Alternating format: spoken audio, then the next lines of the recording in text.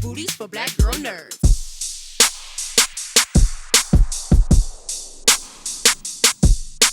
Hi, Good. How good are to see you? you. Good to see you guys too. Thank you so much for taking time to speak with us today. Sure. We're thrilled to. So, Laura, I'll start with you. So, as we know, the show was inspired by the novel Mr. and Mrs. American Pie. So, as an EP, what is it that you and Jayme found to be the reason it would work best as a series rather than a film? I think creating a world that can sustain long term, obviously, myriad characters, storylines, but also be a place to embed themes that interested us as women, politically, um, kind of create commentary on this country and um, the elite bubble, but what's happening surrounding it, um, and have diverse voices within that world, seeing it from so many different lenses, Mhm. um, and have fun with, fall in love with, and be horrified by characters at the same time was a really cool opportunity.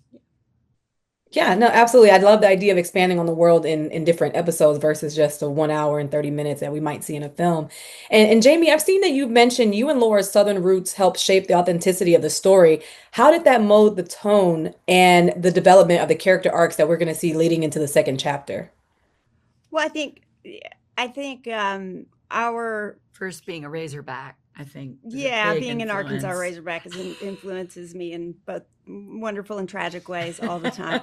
um, I think that you know we both know from the Southerners who raised us and who we know and love so well. There is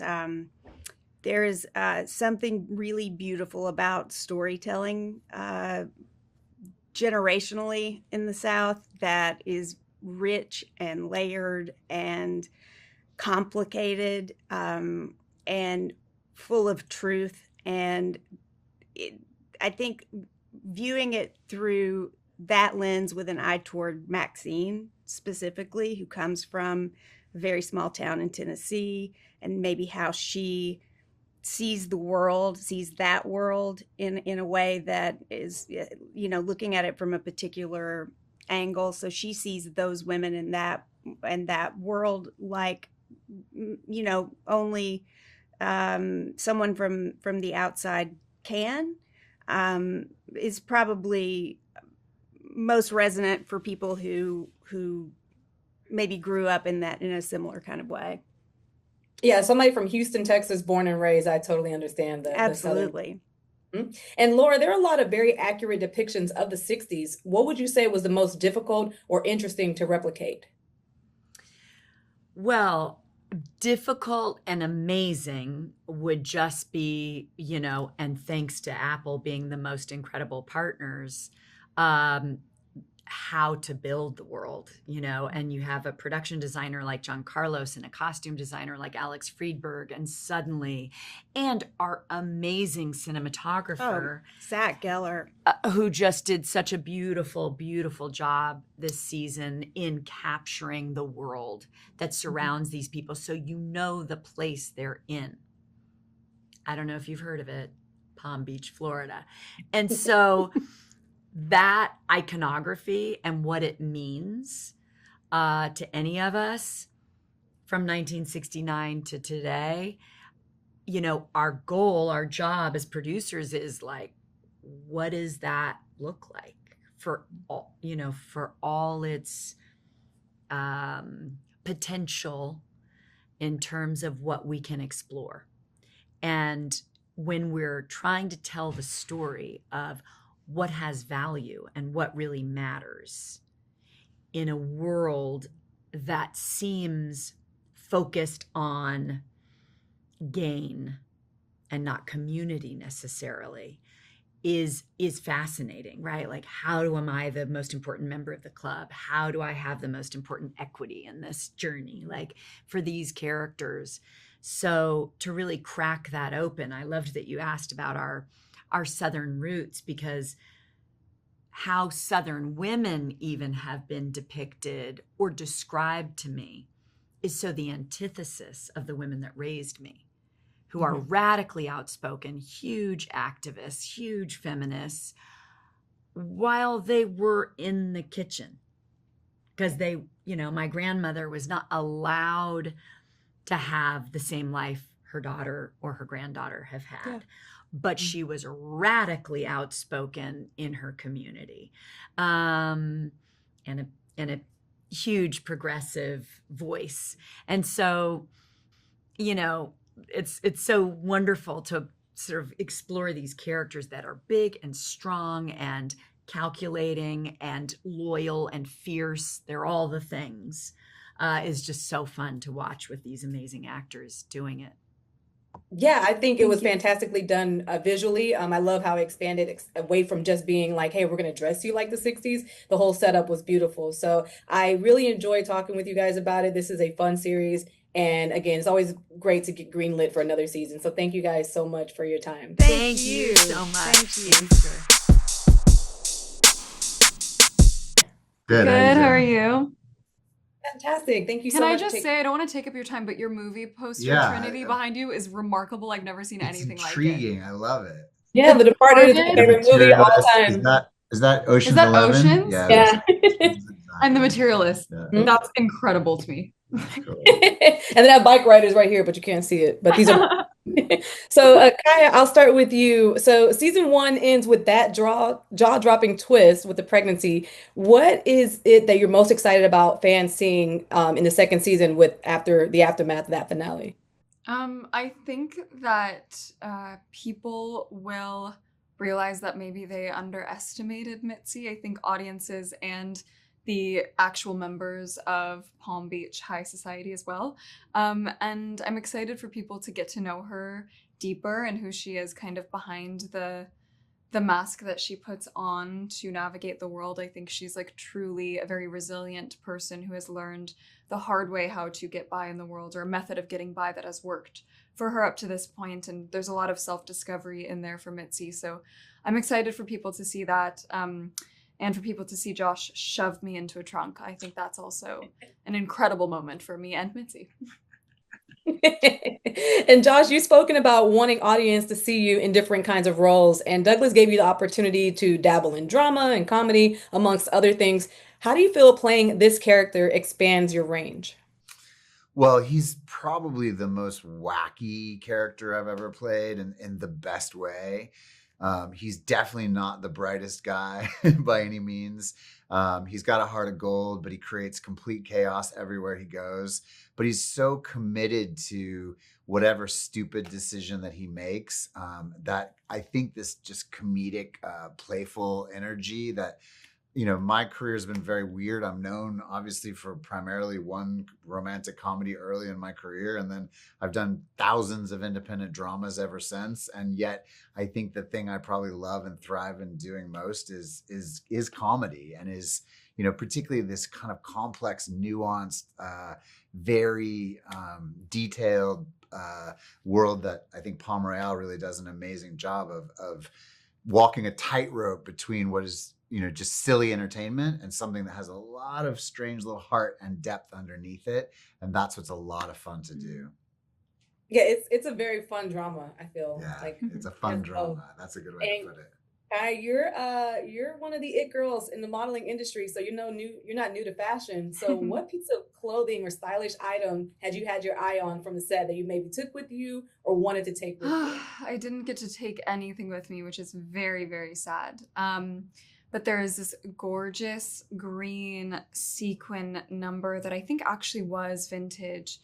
That is so beautiful that I got to wear in a scene with Carol.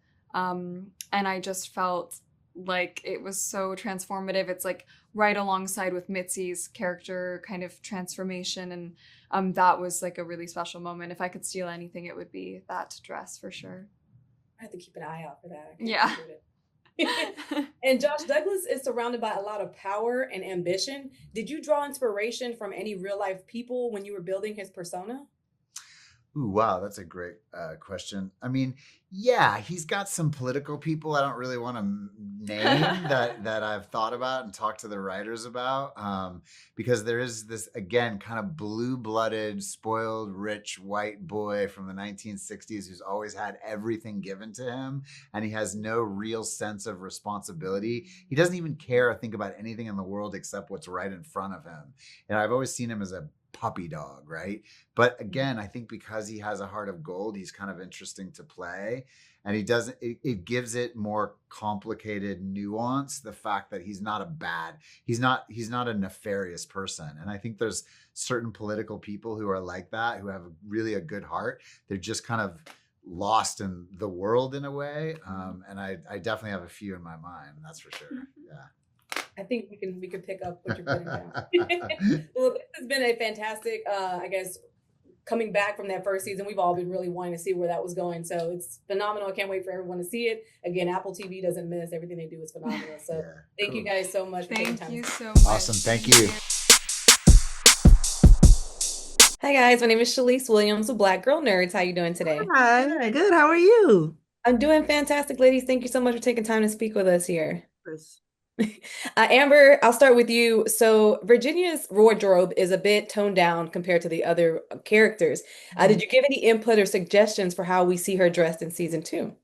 I didn't give any input, but I think one of the things that's important about Virginia's clothes is that there are two sides of Palm Beach. I got to go to Palm Beach last year and I got to see the high society world, but also there's West Palm Beach where there are a lot of Black people that live there.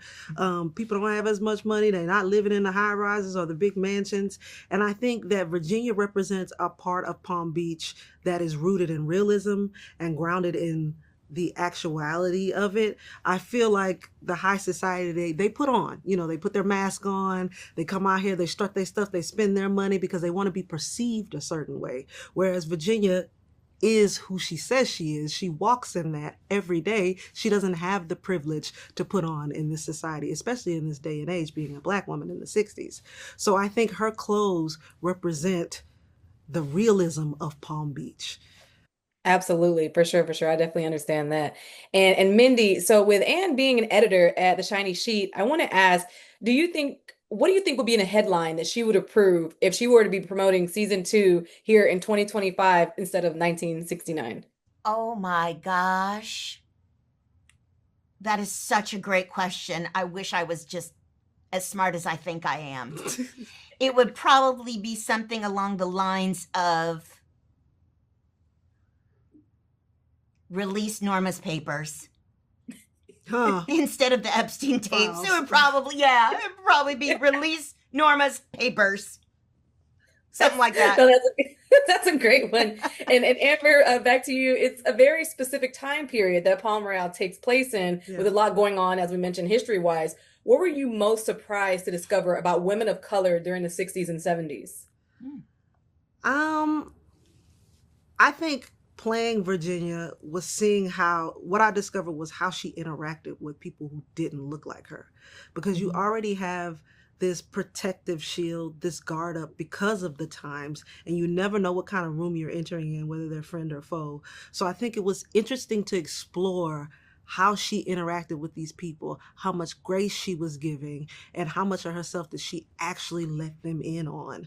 Because you have to protect yourself because you don't know, especially with these people with all this money and in this high society, this ain't safe. I don't know what y'all doing and ain't nobody in here that look like me. So she had to be very protective.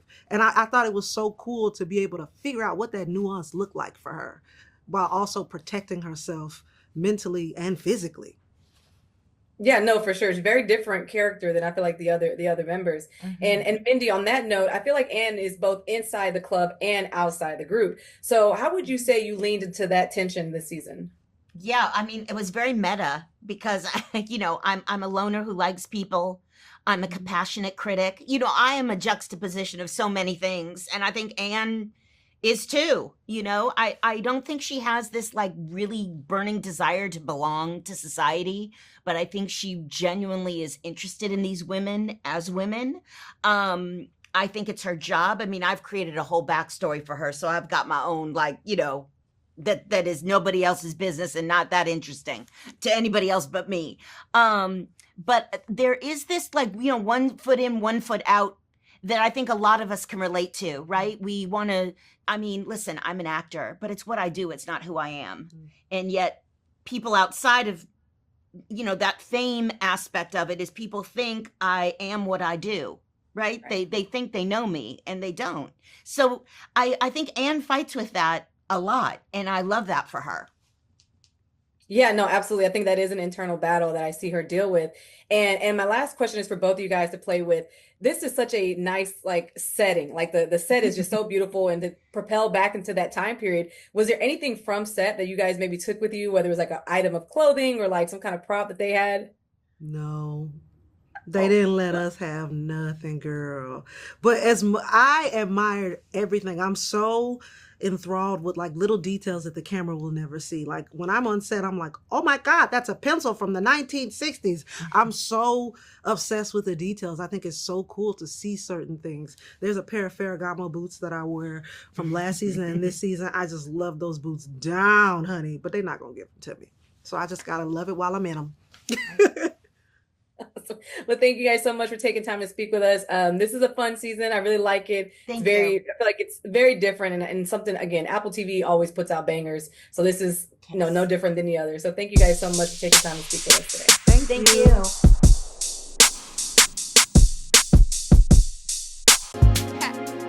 Better shake your booties for black girl nerves. Better shake your booties for black girl nerves.